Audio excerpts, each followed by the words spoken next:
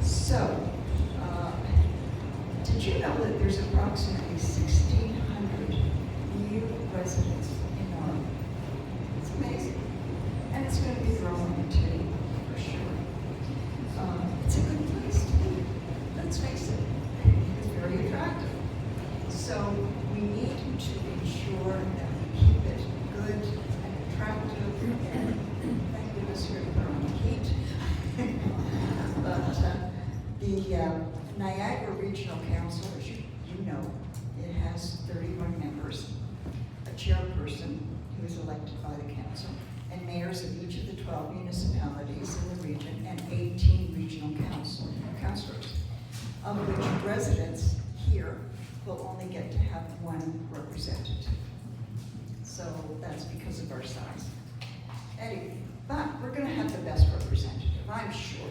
That will be terrific. Okay, so what I have to do now is tell you that each candidate will have 10 minutes to introduce themselves and present their platform. Again, there is not a debate format, so they have to direct their answers out there rather than to each other. We will now conduct a draw for speaking order. Ooh, this is the really exciting part. So,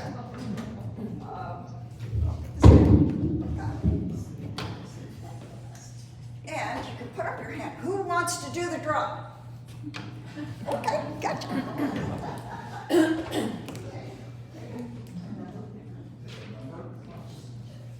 Okay, next, who else wants to do the draw? All right. Where is it? Last one. Okay. And the hat belongs to Joey. Yeah, you can't have the hat.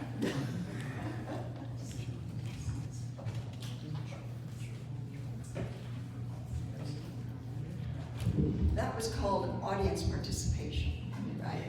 Lots of fun. Okay, so each candidate will have 10 minutes presentation. I'm going to have to ask you what your numbers are. Who's got number one? No, it's got a name. It doesn't. Oh, you got a name. Okay, I didn't see that. The draw. Go in order of the draw. Yep. All right, this draw first. You drew first. Okay, Paolo. Okay, Paolo's first. And then who's got a second one? I have William. Okay, William. And so guess who's last? Yeah, Okay. fill in the blanks. So, Paolo, you got your 10 minutes. Now, oh, and I want to mention for the benefit of getting this filmed, that when you get up to answer a question, just stay there. Don't move over it because it's harder for the camera work. Okay? So that's great. So, Mike, you're ready for, here we go. Do you want to just hold on to this? Hold on to that. Yep. Good evening, everyone. My name is Paolo Meile. If you don't know me, I'm a lifelong resident of Niagara-on-the-Lake.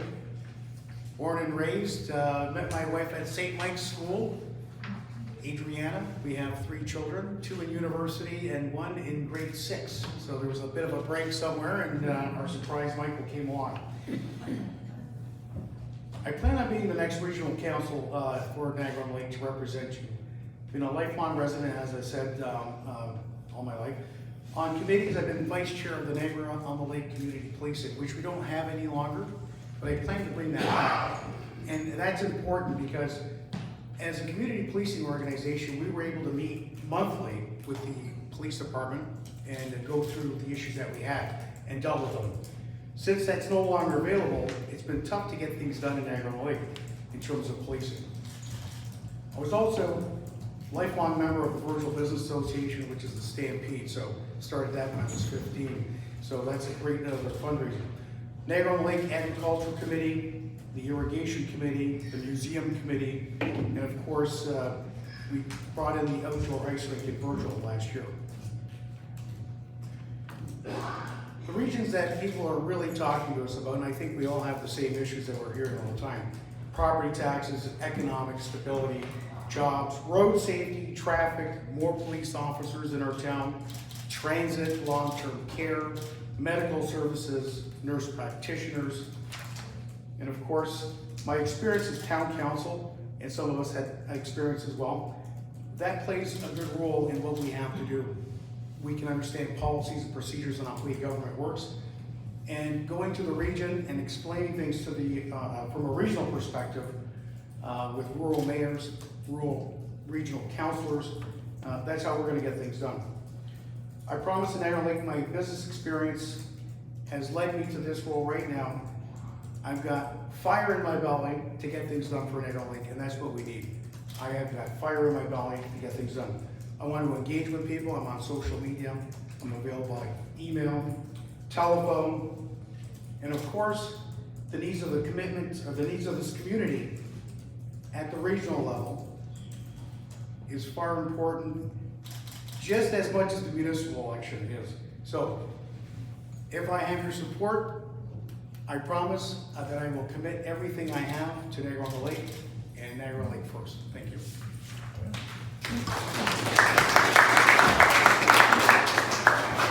Number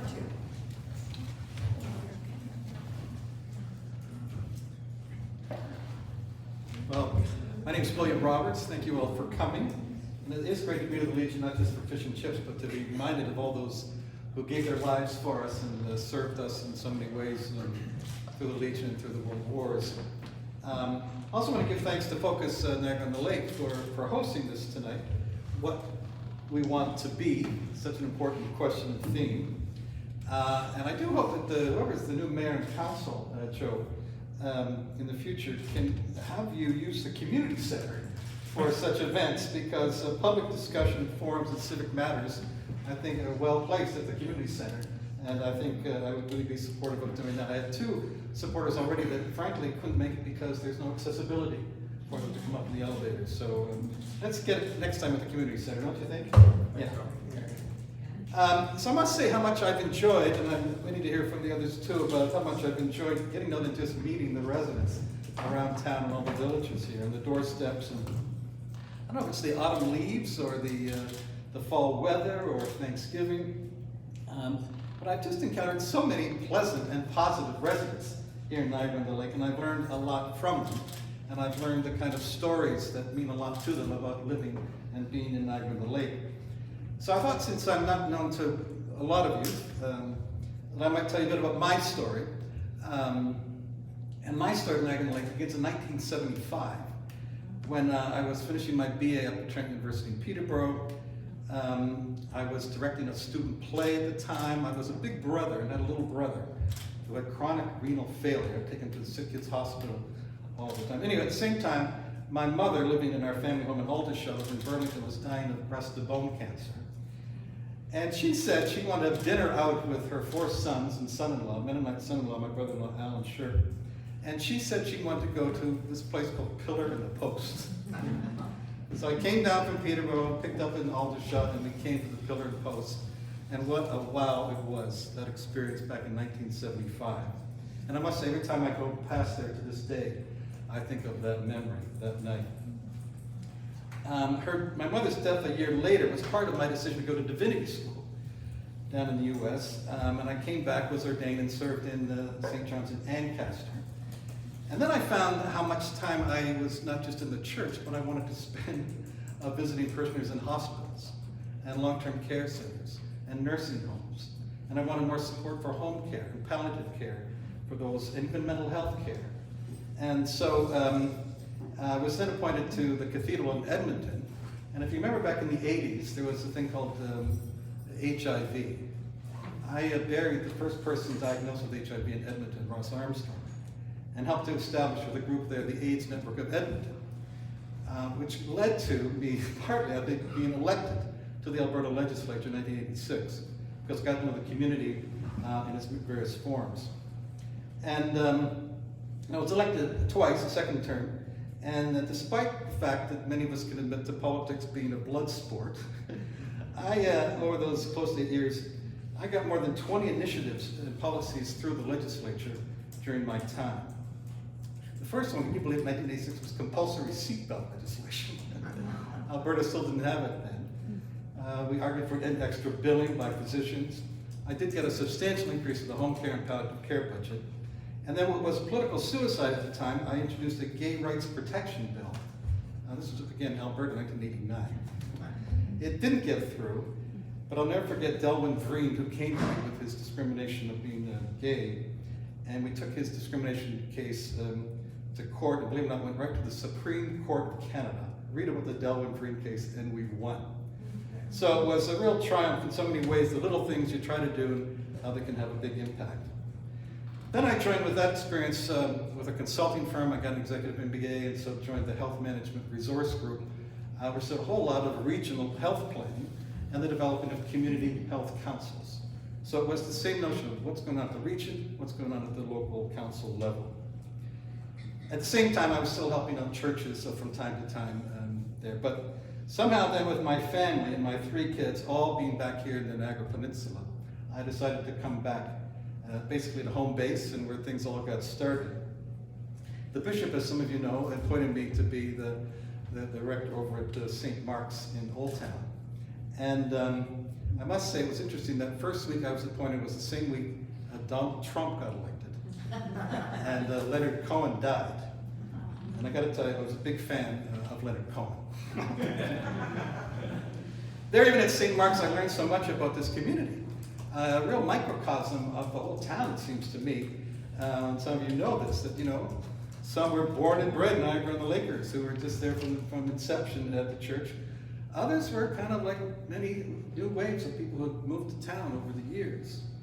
Some like to try new things and new experiments and innovation. Others just prefer to have things stay the way they were. Some came from Queenston, St. David's, Virgil, Niagara-on-the-Green, even are mostly here from Old Town. Some are visiting from the United States and Canada, and some from other parts of the world. Some like music, arts, and theater, as I do, and others we worked with on supporting Syrian refugees and migrant workers, and yes, the Newark Neighbors Food Bank. It was also our 225th anniversary. If you know that St. Mark's, talk about heritage, was continuous worship for 225 years, founded in 1792. So in 2017, we celebrated the 225th anniversary with all kinds of celebrations. And I remember Barbara Worthy helping out with Music Niagara, Pat Dart, and we love Barbara, and I know she was wanting to run. And then Pat Dart came with a plaque to celebrate our anniversary. I remember getting some wonderfully delicious wine from Andrea Kaiser, so it was great. And then some of us couldn't meet for lunch here, breakfast, so we went to this place called the Good Eats Diner, and we met Paolo several times there. So, I know that the 3 of us, I think, bring a collection of skills and experience and devotion to this role, and the commitment we all bring, and I'm proud to be on the stage with the 2 of you. But to get elected and to be elected, we have some work to do, some very serious work to do. And job number 1 for me is that we have to get this 2022 Niagara official plan back from Municipal Affairs at Queen's Park and work on it to get the Niagara-on-the-Lake official plan from 2019 lined up together. I don't know if you're familiar with these plans, but the official plan basically sets the guidelines and the rules about how the whole region's going to operate over time. And our official plan, similarly, Niagara-on-the-Lake, what our parameters and plans are. As of August 22nd, a report to Council by Kirsten McCauley cited 9 areas where there's misalignment between what the region wants and what the town is about. We've got work to do to what's called a conformity exercise to bring it all together in 9 different areas. My bricklayer father always taught me, plan your work and work your plan. And we don't really have the plan set yet. So we need to plan our work together at the region and council here, and then make sure we work the plan together. Because whether you're a farmer, or a developer, or a naturalist, or concerned about heritage, whoever you are, whatever you want to do in this town, we all need to know exactly the rules of the road moving forward. And to me, this would be job number 1. And speaking, as Paolo already mentioned, about the rules of the road, when I'm here at the doorstep, a second priority for me would be to get the regional and town roads and master plans, master transportation plans together. I mean, to me, it's a fiasco what went on in St. David's with that roundabout. I mean, it might make sense in some ways, but the lack of consultation, the lack of community development and collaboration leadership was, to me, quite entirely missing, not to mention the bollards that we're hearing about. And the different departments of the region that weren't quite getting their act together. I'm also an avid cyclist and have cycled all over town in the lines and concessions, and I've actually done the Niagara Loop. If you go bike down the canal and across the port area and back up. So to me, bicycle paths and safety are increasingly important and vital. And of course, pedestrians and sidewalks and crosswalks and trails and paths need all to be worked at. Now I know beginning January the 1st, we have a new regional transit commission that's bringing all the transit pieces together. To me, I propose a citizen stakeholder task force of citizens in Niagara-on-the-Lake to help address these problems of our transportation system, being local and regional, and yet we need to have the safest and most efficient solutions to our community transportation problems. And then thirdly, as important as 1 and 2 are, to me, thirdly, my priority is, again, back to healthcare. Now, I don't like to use the word crisis. 1 minute? That's it? Oh, is that it? That's it. Oh, I thought you said 2 I minutes. called you 1 minute. Okay, I timed this early, didn't I?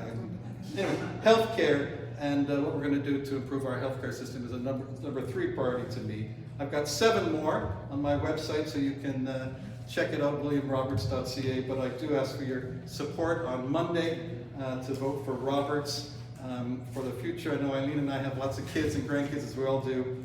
I'm in it to win it, but I'm in it to serve you as best I can as the regional councillor from Niagara-on-the-Lake. Thanks very much.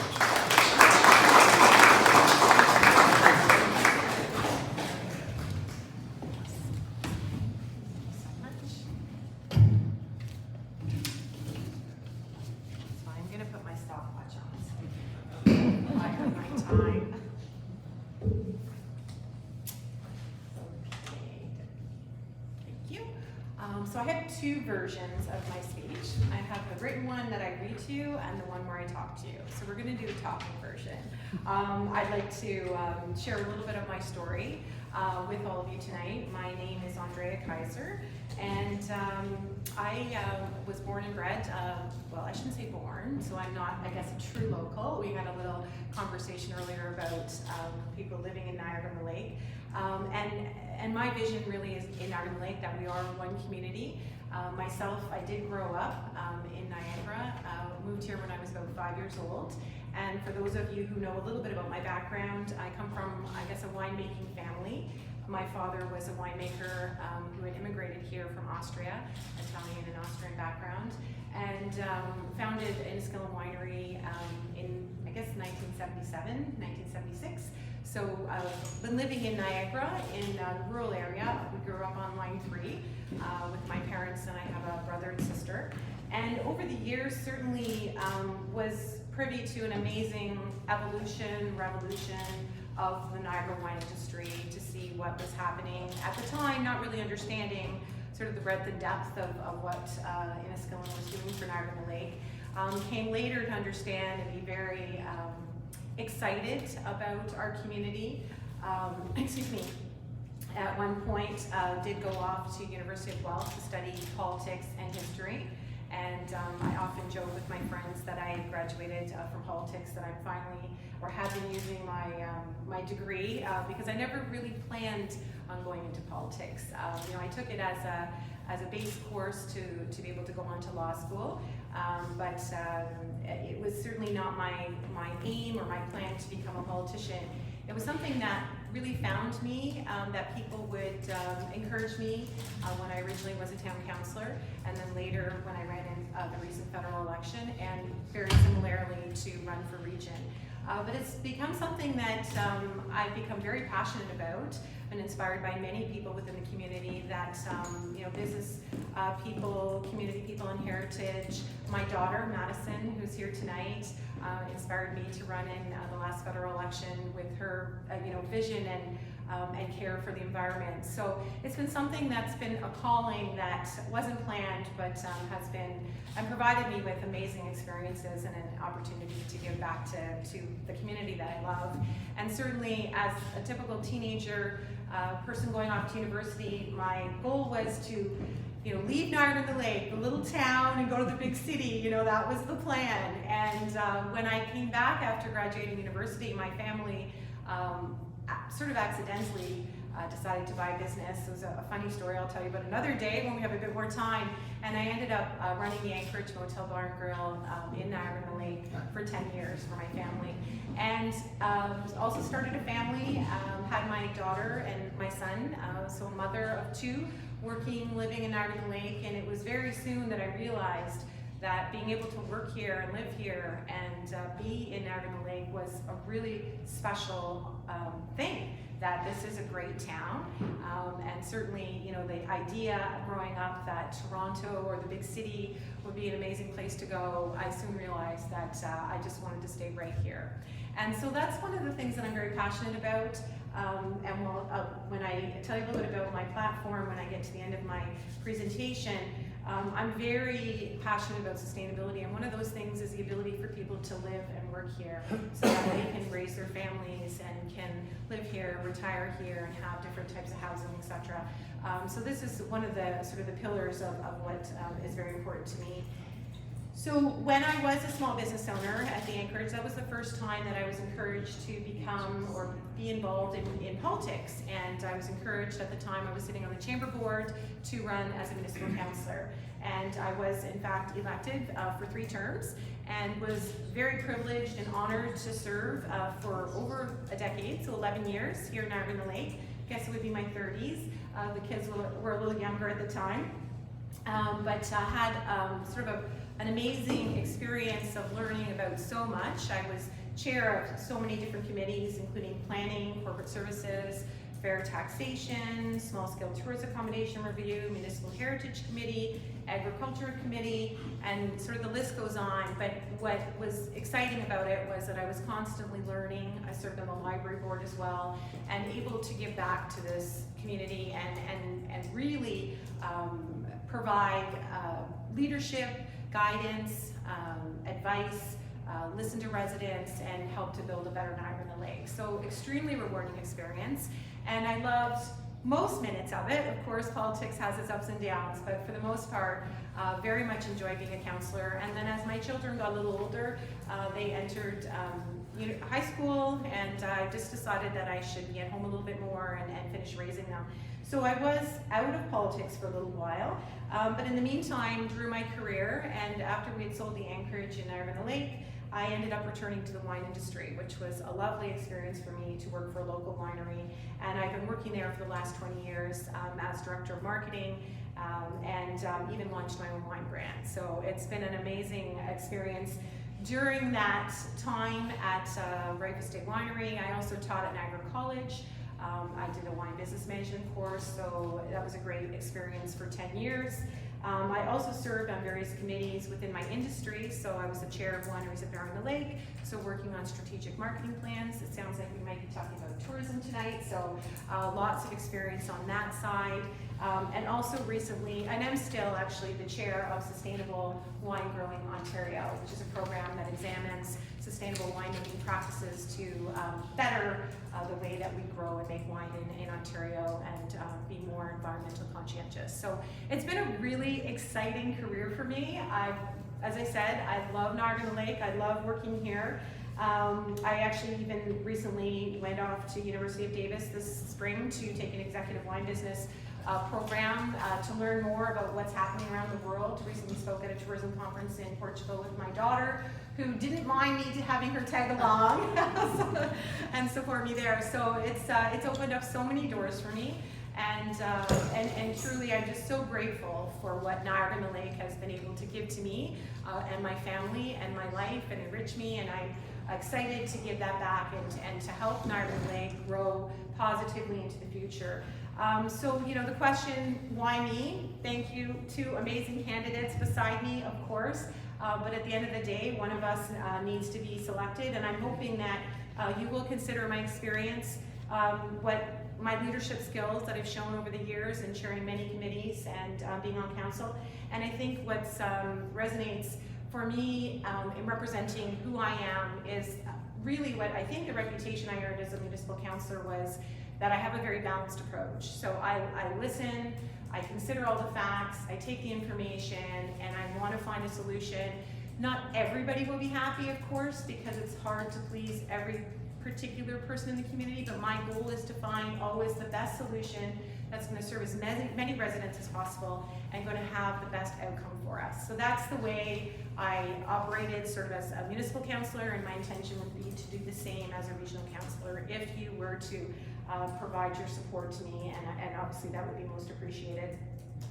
Just to close out, so my platform's pretty broad but simple, but I think really just speaks to who I am as a person. So my passion is of late, perhaps because of the work I've been doing on the Sustainability Committee, and my daughter studying at Brock, her thesis in sustainability, is that we look at building a sustainable plan for Niagara region, and one that really focuses obviously on having a voice for Niagara and the Lake and what's sustainable and right for our community. I'm sure we'll talk more about that, but certainly looking at prosperity, people and planet, those are the three aspects of sustainability if you look at the sort of the definition. So economic prosperity, really important to me. I want people to be able to work and live and raise their families here, to do it in a sustainable and good way that fits within our community. I want to look at making sure we have a livable, walkable, green community, and ensure that we include everybody, seniors, youth, and that's really important to me as well. Thank you. And then finally, planet. So, I mean, when we think of sustainability, that's really often the first thing we think about. And for us specifically in Niagara and the Lake, you know, I had done some work on the Greenbelt, but agriculture, of course, is close to my heart with my history in the wine industry, but also heritage preservation. So as I mentioned, I served on the Municipal Heritage Committee for about 10 years, and I'm very passionate about streetscapes, secondary plans, making sure that we preserve the character of all sort of hamlets within Niagara and the Lake, so that they can maintain their character. So thank you very much. I appreciate your attention, and I look forward to chatting a little bit more.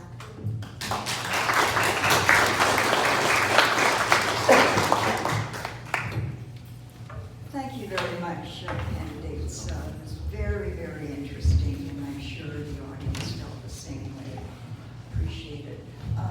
Just as a point of fact, when you go to vote, you're going to see Pat Dart's name on the ballot, and that's because he pulled out later after the ballots were made up by the, returning officer. So that is why you will see that name. But please vote for one of these people. I think Barbara should go on there too.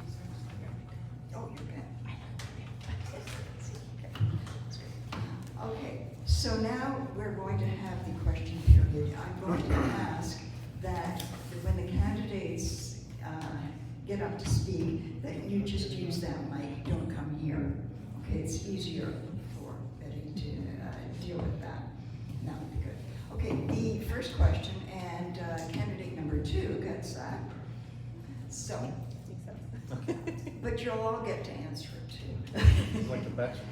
On a few occasions, Oh, yeah, that's right. okay, on a few occasions in the past 4 years, the regional councillor from Niagara on the Lake voted against a motion which was supported by the Lord Mayor of Niagara on the Lake. Do you, as regional councillor, believe you have a mandate from the voters of Niagara on the Lake which supersedes the mandate of the Lord Mayor? In what circumstances do you think you should vote against the Lord Mayor's position? And how do you anticipate working together with the Lord Mayor to ensure the priorities and needs of Notl are met? And yes, just, you can stand up right there. And, oh, don't stand up. You have to stay seated. But you can talk. You have 10 minutes. No, you don't have 10 minutes. You've already had your 10 minutes. No, you only get 3 minutes. So does everybody else. Well, what a good question. I'd be interested to know, you said there were 4 instances where they disagreed on a particular vote in the past? It's a long question, pardon? You said there were 4 instances where the Lord Mayor and the regional council disagreed on the vote or superseded the vote. Yeah. I'd be interested to know what those specific cases were. Well, I don't have that Yeah, I know, but I think they would be in instructed. theory, how would you Yeah. intend to work with the Lord Mayor? Right. Well, it'd be instructive to know what they were, because we all want to work together as a team and collaborate on what's best for Niagara-on-the-Lake.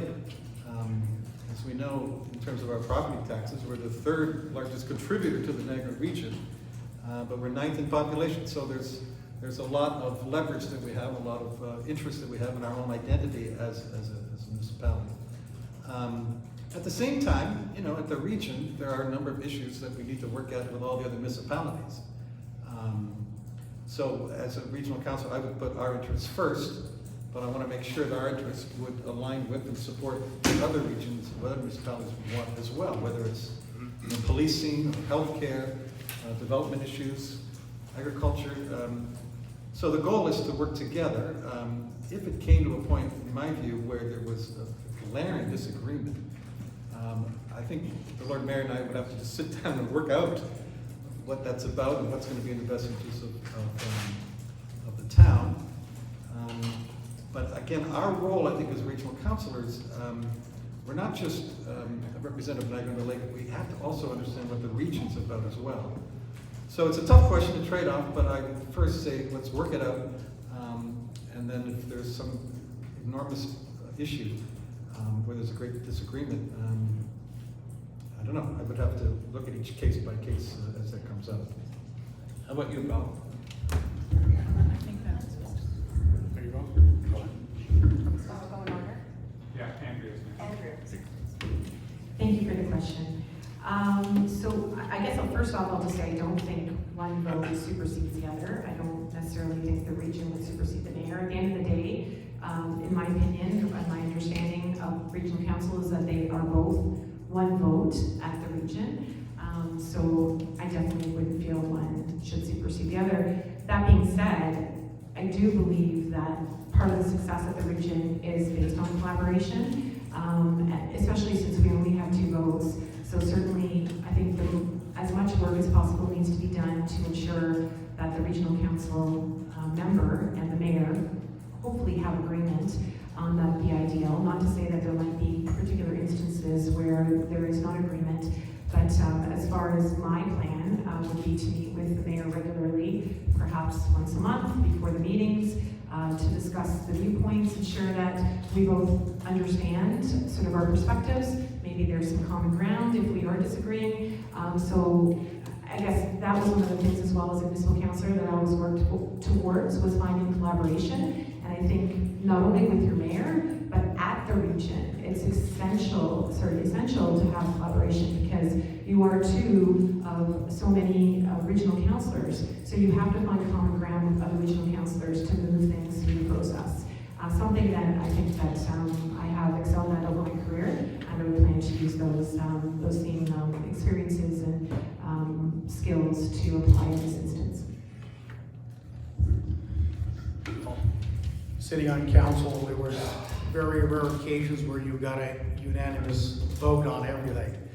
But when it came to important issues, everybody got on the same page.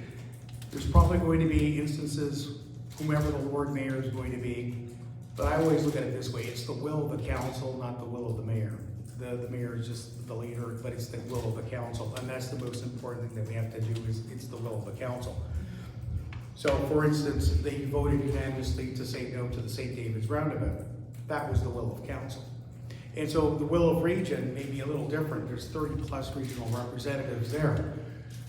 But what we have to do, and I think we all have the same idea, is you have to work together with individual regional representation. So, especially the rural mayors, the rural regional reps, right? We got a 4-way stop at line 3 in Creek Road. The Lord Mayor at the time, Pat Dart, presented, got it on the agenda, and then they said, they all voted to put it to committee to get a report. Well, when Pat told me that, I got on the agenda, went to council the very next week to the region. I explained the situation. I came there with the facts, with the reports, over 35 accidents at that intersection. And every rural mayor and regional rep started asking questions saying, we support you, we support you. Because we're always getting the shaft at the region because rural communities have a very small vote. So what we need to do is work together, both municipally, but at the region, it's to build those allies with rural representation. And then playing your attack, I say attack, but I mean collaboration with other large city representation, because they're gonna need our vote somewhere down the line too, so it's gonna have to be a give and take. But we have to do this for Niagara-on-the-Lake. So, we gotta work together, but you gotta draw the line somewhere. What's good for Niagara-on-the-Lake? There you go. Thank you. Our next question, and Andrea, you're going to start it off, okay? We believe that Niagara-on-the-Lake provides the third largest amount of tax revenue to the region of all the municipalities in the region, with one of the smallest population bases. What do you think can be done to bring more balance to this equation? Thank you Thank you for the question. Thank you. Yeah, and I think Paolo touched on it with his last answer to the question. So certainly there, you know, as we talked about the fact that we have 2 votes based on population, but we certainly are one of the largest payers into the region because it is based on assessment. And it's not something that is new. We've been fighting this for quite a while, so I'm not kind of making promises there's going to be an answer tomorrow, but there has been some good work that's been done. Even previously when I sat on council, specifically, for example, looking at garbage pickup to be done by population rather than assessment. And from my understanding, the region was originally set up as like a service board, and so it was based on services and then eventually evolved into a regional council, and the funding model did change to be based on assessment. And there is definitely challenges and issues with the fact that, as stated, we are the 3rd largest payer, but not in the population. So I think that the main things that would need to be addressed and be looked at is certainly transportation and policing, because those 2 are a service model where we can look at what services are being provided in Niagara Lake and what are the costs that are being associated with that, and you know, how does that measure up?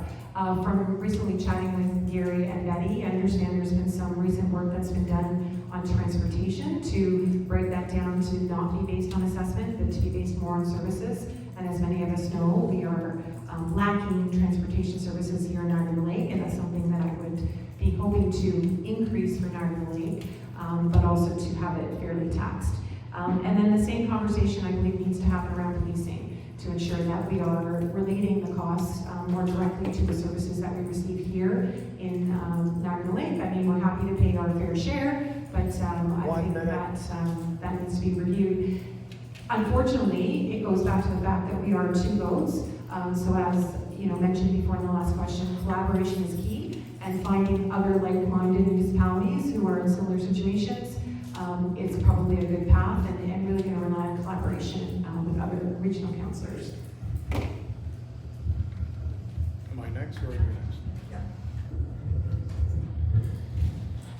Yeah, that's a great answer from Andrea, and I agree. What I've said, though, is that, I mean, $35 million from Niagara-on-the-Lake to the region is a whole lot of money. And I must say, you know, with all due respect to previous regional councillors, I don't know how much accountability, how much reporting, how much we know about what's gone on at the region, what we get for that money. I have been through the region's annual financial report for 2021. It's very detailed, but it still has a lot of gaps in it in terms of how the spending goes and where it goes. I mean, some is, Andrea says, is service delivery, others for planning, and construction of new long-term care centers.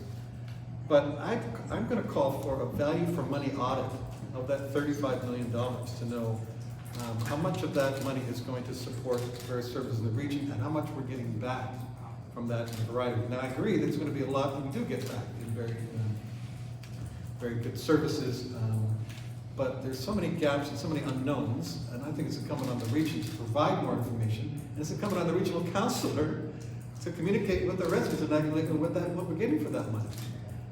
So that, to that end, as I said, I'm going to open up a constituency office. I'm going to be working full-time and understanding all the ins and outs of the region and various funding models that go on. But I think we need a far greater presence in the community here about what the region's doing with our money and our planning and all of the endeavors that we're expecting. So I think I'll leave it at that, Paolo. You want to add something? I think the other piece was the policing. I think as Andrea said, there's a big issue around policing. A huge amount of that money goes to the police services for both not police but also civilians. And there's different models of how to spend that money, both in service delivery. But the OPP apparently has some models that we can look at to save money and get more service. So anyway, Paolo.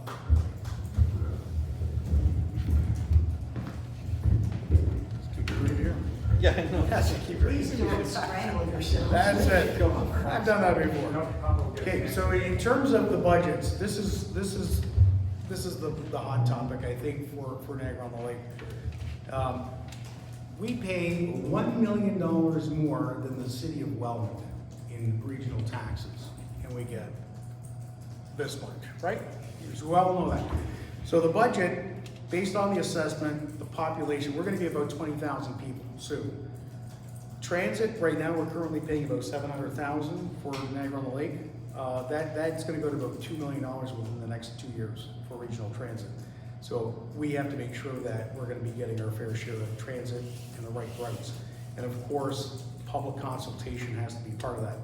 When it comes to policing, $1,300 per household if your property is assessed at $500,000. So in today's market, just about everyone's house is that or above, right?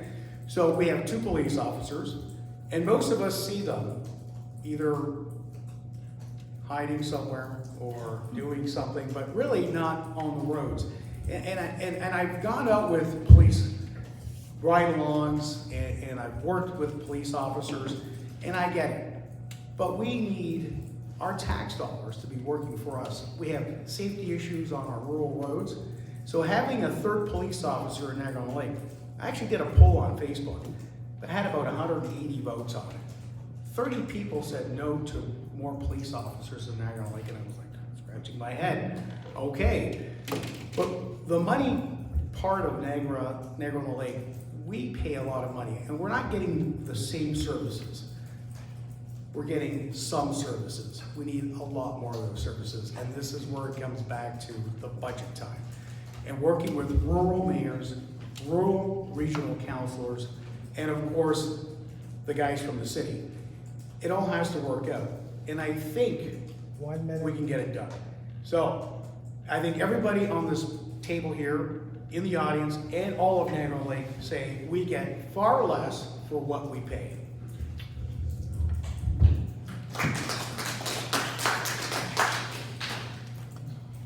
Hold on to that mic. You're on. Here's the question, and it probably leads on from where you just finished off. It would be very interesting to understand what the region does to Notl residents benefit. What do they do to our benefit? For the 60% of our tax money that is sent to the region, how would candidates ensure that Notl is receiving value or services for the money we pay to the Niagara region? And that means residents all across the areas of Notl. It's basically, how do we get our fair share? Same question. And your microphone's not on. Oh, you couldn't hear it. You've got Oh my goodness. Okay, now we're gonna hear it. All right. It's the same question. Same question. It would be very interesting to understand what the region provides to Notl residents benefit for the 60% of our tax money that is sent to the region. How would candidates ensure that Notl is receiving value and services for the money we pay to the Niagara region? And referring to all the residents of all the areas of Notl, how do we get our fair share? It's on.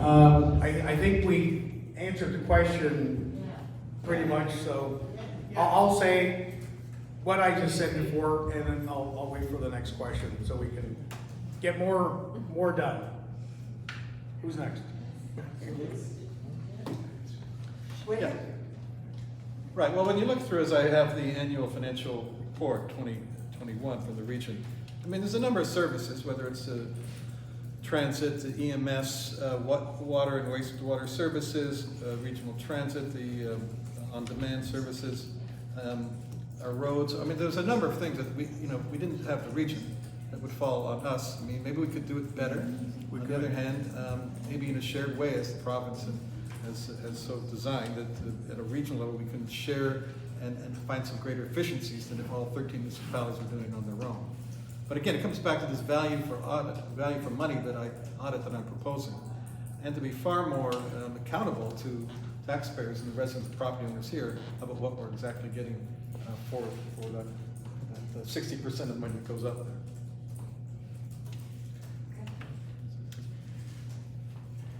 Thank you.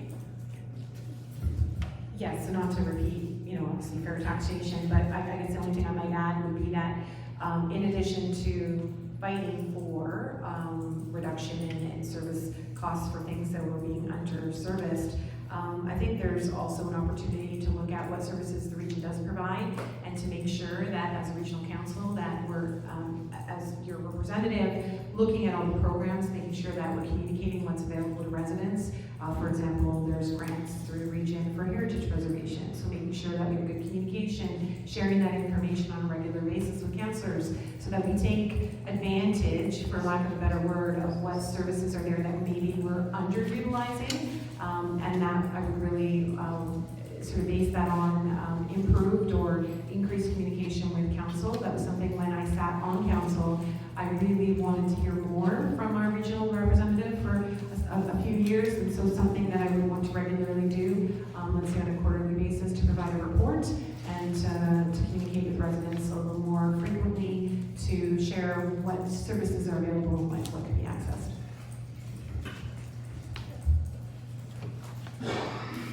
Thank you very much. What happens to this? Thank you. No, it's not working. Thank you. It isn't. Anyway, I will speak loudly. Thank you very much. The next question, and William, you'll start it, is do you have plans to discourage road racing in areas known for it, particularly on Friday and Saturday nights? Road racing? That is an unbelievable question, because where was it in Old Town?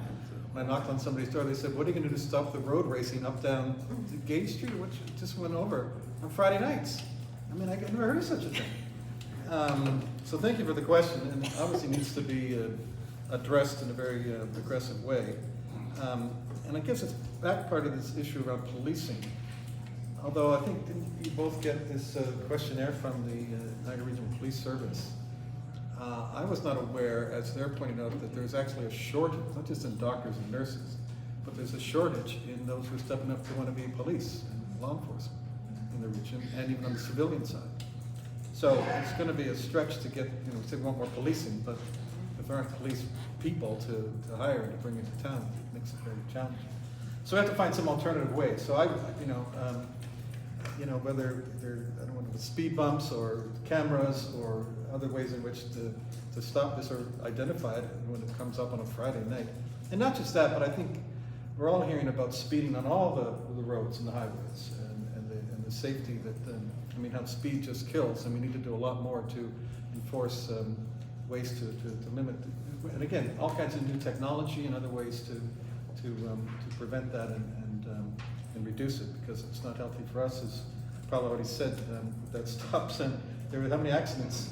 35. Yeah, and how many accidents were at the St. David's interchange? This is No. not a Okay. discussion. Before 92, there was lots, and then after the four-way stop, there was none. Exactly. Okay, Andrea's next. Thank you. That's okay. Let's go in front of us instead of behind. Yeah, I know. I'll go this way, Okay, I think so.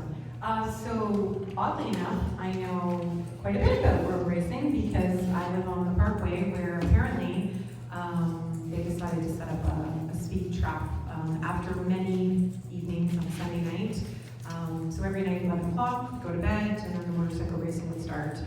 So I do understand it's, it's dangerous, it's loud, it's not a great thing to have in a quiet community. And in our case, we had a few residents who got together and went and met with Niagara Regional Police and shared the regular sort of nature of these races. They were truly every Sunday night between 11 p.m. and 12. And so one night, after maybe a year, they did set up a, I don't know what you call it, but like a barricade. And then they came around the bend and the police was all waiting. So there are tools and it worked. Actually, it did stop, and it was extremely dangerous. It was motorcycles. So I would, strongly encourage any residents who are dealing with that is to go and speak with the police. And they were, eventually put that plan in place, and it did work. But I think, as far as a larger conversation around road safety, so during, I think Paolo mentioned it, the community policing committee was in existence when I was on municipal council, so it was always a committee of the municipality, not the region. Not to say though that there's not a relationship between, if that committee were to come back, I think that's something the municipality should consider. Terry Flynn was, I think, one of the largest proponents at the time of that particular committee, and I think it worked well. They had a lot of drive safe campaigns that were very effective, so strongly encourage the municipality to do that, and of course, to encourage them to work with the region. All good points, all excellent points. It comes down to, of course, all of us doing our due diligence, and if we see things to report them, but it all comes back down to having more police officers in Niagara-on-the-Lake where they can patrol our streets. We've been getting, there's more break-ins, there's robberies, there's theft of properties occurring in Niagara-on-the-Lake. Things that we wouldn't think of decades ago, but it is happening. So people come from the outside into our communities and they take advantage of a small rural town. But of course, having law enforcement, and I understand there are shortages in every industry, and I understand it too. I'm in the restaurant industry, so it's been very difficult to get and maintain staff, and even at the provincial level, the federal level. So there are going to be job opportunities for many of these kids that are going to be graduating school. But discouraging road rage or racing, it starts with us first. Communicate it, get it out to the police department.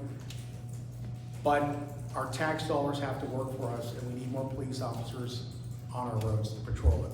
Because the back roads, the Parkway, Line 3s, Line 2s, Concession 1s, Concession 2s, we know there are accidents, there are pedestrians that get killed, people getting hit on bicycles, right? So it happens.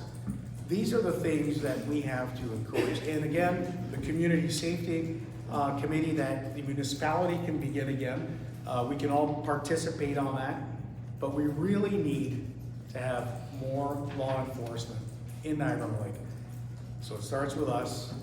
It's our tax dollars, so if we can get a third police officer, and I think it's doable, I know I can make it happen, so that's my promise.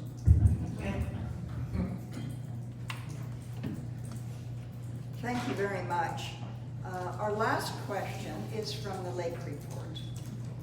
Elected officials are often called upon to deliberate on the merit of contentious issues. Please share your guiding principles or values when making such decisions. And this will be Andrea, Paolo, William, which makes passing the microphone much easier. Thank you. So basically, deliberating on contentious issues and the guiding principles? Your guiding principles, that's right, when making such decisions.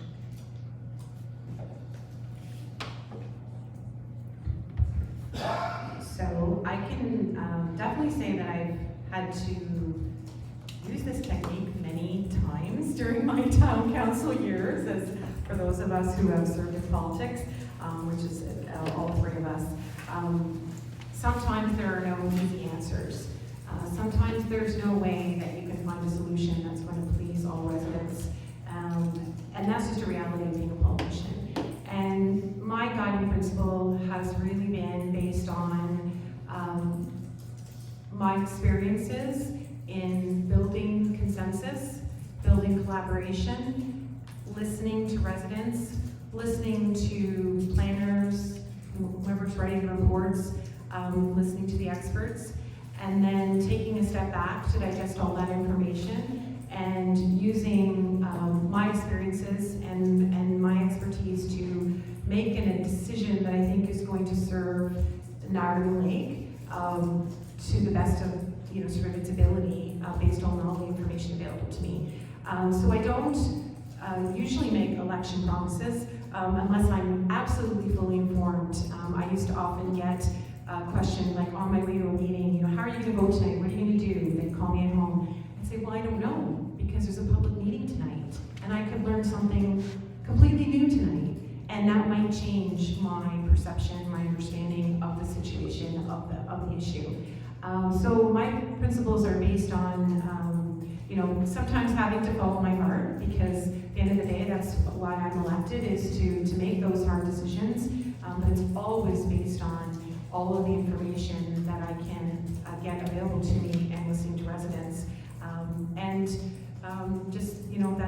That's basically the principle I've used. And when I have had contentious issues and I've left the council table in the past, and I've had people behind me in the audience who maybe I voted against what they spoke about, I would always go into the audience and speak with them later, and better yet, at the council table, explain why I had voted the way I voted. And so many people stopped me on the way out of the meeting and said, I know we disagree, but I really appreciate you explaining why you voted the way you did. So I would continue to do that.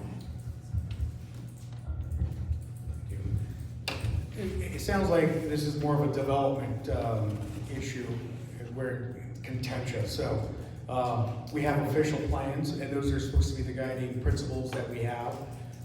Provincial policy. So the municipalities have to adhere to the region and the province. So the province supersedes everyone. And so last council, not this term, but the previous term, the big contentious issue was Rainwood, and I think we're all familiar with that, and it was divisional, right? But I think at the end of the day, even in 2014 to 2018, all of council was on board with heritage designations, site plan approvals. Those are the tools that the council had in plan. And you have to understand, and we all do, that there's Old Town, there's Virgil, there's St. David's, there's Queenston, there's Glendale. So there are going to be issues in each of our communities, but we have to look at it as a whole, as an entire community. But the official plan is where the guiding principle should be. Of course, there are going to be some amendments, there's going to be some, negotiations, and it has to happen. We just can't say no to everything, we just can't say yes to everything, right? There has to be negotiations, there has to be some collaboration amongst the community, the councils, the leaders of the day. So we have to just work together and get things done, because not everyone is going to like the decisions that, if one of us is the elected official and we make the wrong decision or what you perceive to be the wrong decision, but I think we all want more police officers in the town. Right, and to add to what we already heard, and thank you again, Paolo, because again, these official plans are really guiding so much. I mean, the province is giving us a whole lot of guidelines around what we can do and not do. That's coming down the Niagara Region official plan, and then hence the Niagara Lake plan. And we need to get those together to know what the parameters and the rules of the game are. In terms of values, though, and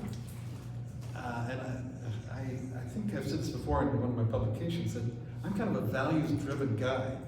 I mean, I just, things like I said, heritage, health, and for me also, with Eileen, we talked about our 6 kids and 7 grandkids, that it's the future generations. I mean, what's going to be good for the future, and in terms of climate change, environment, and all the rest. So these are the values I think we all share. What I would add also to the equation, I think that's the right word for it, is the data. I'm a data-driven guy as well. I want to know what the numbers say about, in terms of healthcare, what the epidemiological data says about healthcare disease and incidence of disease. In terms of accidents, where are the accidents? How do we prevent this? Accidents. So I want to know about the data that we can bring to it. And that's why I look through the reports of the regional annual report. and in other issues that come up. It's tough, conflict resolution is difficult for us all, but there are ways that, as Martin Luther King said, common ground is higher ground. So we want to find that higher ground. But to me, that comes from a combination of good values and good data coming together in a kind of a marriage of community well-being. Okay. Well, thank you, candidates. You've done a superb job. For us tonight, and this thing keeps going in and out, so I don't know. Want to use this It's mic? Mike. Here, I'll shut this off. Oh, maybe, no, that didn't matter. When that Anyway, turns off, that turns I'll off. talk loudly. We're supposed to look at these. But right now, we are going on to other things, and I'm going to ask Joe to come up and say a few words and tell us where we go from here. So thank you so much for coming out. I really appreciate it. I know the candidates do, and this is so important for us and for our future. Thank you.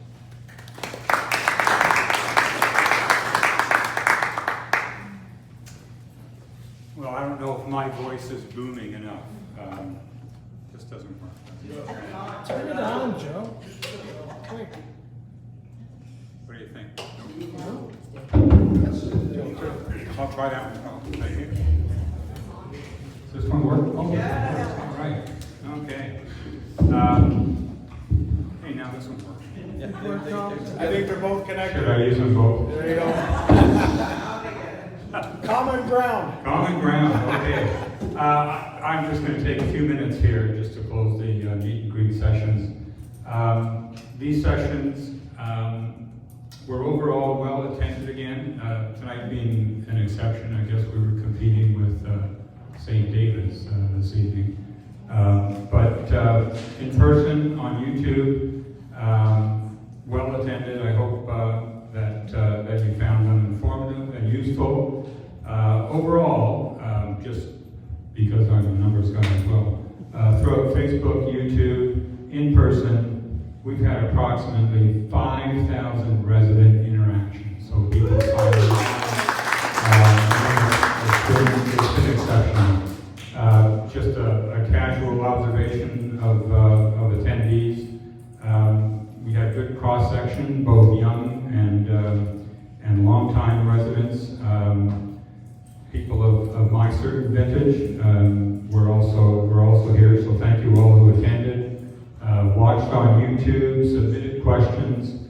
The press for outstanding reporting, and of course all the candidates for making themselves available.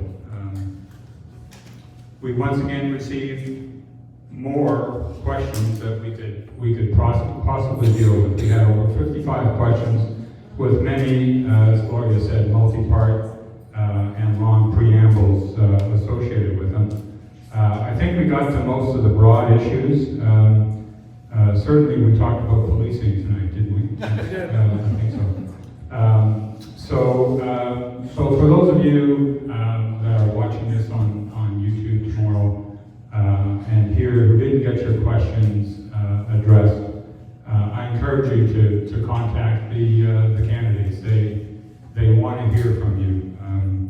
It's interesting, William, that you got a question on road racing as you're going door to door. Yes, so I don't know if that was the same person that submitted the question. Maybe it was. I don't know. Anyway, so as in any election, we have both first-time and incumbent candidates.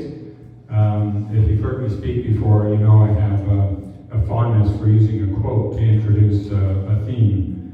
So tonight's quote is from Maya Angelou, the American writer, poet, and civil rights activist, who said, "When someone shows you who they are, believe them the first time." So you've listened and watched candidates identify themselves, present their credentials, platforms. They told you why they were running, shared their motivation, and you've seen how they've answered important questions. Now, the first-time candidates don't have a track record, so as Maya Angelou says, they are showing you who they are for the first time. Not so with the incumbents. This is not their first rodeo. But you have things that you can look at. For incumbents, you can review their conduct at council. Were they respectful? Did they prepare for meetings? Did they work collaboratively? Boy, if I had a dime for every time I heard collaboratively during these 5 sessions, I think I could probably make my car payment. You have the benefit of being able to review their voting records on critical items that have been discussed here and in previous sessions. How they vote on budgets, on development situations, and at the many council meetings devoted to the MAT, short-term rentals, and other items that affect your taxes and quality of life. Overall, do you believe them? Now, without sounding too preachy, we are fortunate to live in a democracy where every vote is counted and each is equally valuable. We have all seen what happens in countries where votes are not always counted or where autocratic rule is the norm. I believe that one of the reasons it happens is because voters allow it to happen. By voting or not voting, we get to decide the statement in our banner. Niagara on the Lake can be one of 2 things: what we want it to be or what we let it become. So let's go out and vote. In 2018, we had over 8,000 residents voted. I hope we exceed that in 2022. So finally, I would be remiss if I didn't acknowledge and thank everyone who brought these meet and greet sessions to you. We had moderators Colin Patey, John Thompson, Judy Cloud, and Gloria Lindsay Lubbock tonight. Timekeepers Peter Howe, Bob Batter, who else? Louise Howe, Mike James, John Hale, who's at the back. He worked the Legion. I don't know how else to describe it. They gave us very favorable rates. They were very generous, and as you can see, they set some things up for us throughout. Without these brave men and women in the Legion, we wouldn't have the freedom we enjoy today.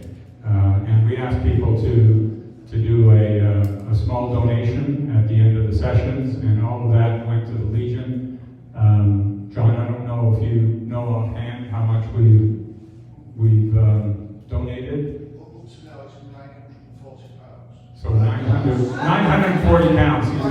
She's in UK mode. So what is that, like $1,500 in Canadian? Anyway, so we've been told that they are going to donate it to the hurricane relief, which means that the feds will double that. So well done, and thank you everybody for your generosity. And certainly last but not least, Betty Ann James. For her dedication, many hours spent on this. It takes a long time to put this stuff together on YouTube for the 2,000 or so people that have come at it and looked at it. Her camera work, and always reminding me to post the session reminders. So thank you all, and we'll see you at the polls. Yeah.